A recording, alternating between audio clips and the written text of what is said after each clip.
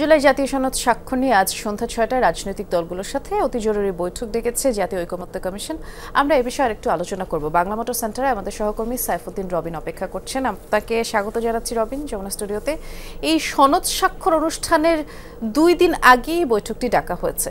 এ বিষয়ে আপনার কি মনে হয়, কি তথ্য আছে, কেন এই বৈঠক? খানিকটা জটিলতা সৃষ্টি হয়েছে। ঐকমত্যের ভিত্তিতে যে জুলাই সনদ তৈরি হওয়ার কথা রয়েছে, স্বাক্ষর হওয়ার কথা রয়েছে, সেই ঐকমত্যে খানিকটা ঘাটতি এই অর্থে যে শেষ দিকে এসে আলোচনা যেটি নিয়ে হয়েছিল মূলত জুলাই সনদ বাস্তবায়ন প্রক্রিয়া নিয়ে, এবং একটি সিদ্ধান্তেও পৌঁছেছে সব রাজনৈতিক দল। গণভোটের মধ্য দিয়ে আসলে সেই জুলাই সনদ বাস্তবায়ন করা হবে, কিন্তু সেই গণভোটের দিনক্ষণ কবে হবে, যেমন প্রধান একটি দল বিএনপি যেমনটি বলছে যে তারা জাতীয় নির্বাচনের দিনই জুলাই সনদের বাস্তবায়ন প্রক্রিয়ার অংশ হিসেবে গণভোট করতে চায়। অন্যদিকে জামায়াতে ইসলামী অন্য আরও একটি বিরোধী রাজনৈতিক দল, বড় রাজনৈতিক দল, তাদের সঙ্গে তাদের কিছু মোর্চার যে দলগুলো রয়েছে তাদের একটি অংশ চাচ্ছে যে সেটি নির্বাচনের অর্থাৎ জাতীয় নির্বাচনের আগেই যেন সেই গণভোট অনুষ্ঠিত হয়।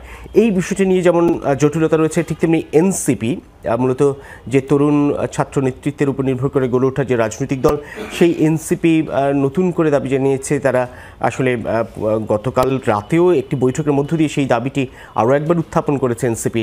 সাংবিধানিক আদেশের মধ্য দিয়ে আসলে সেটি যেন অর্থাৎ এই জুলাই সনদ যেন বাস্তবায়ন করা হয়।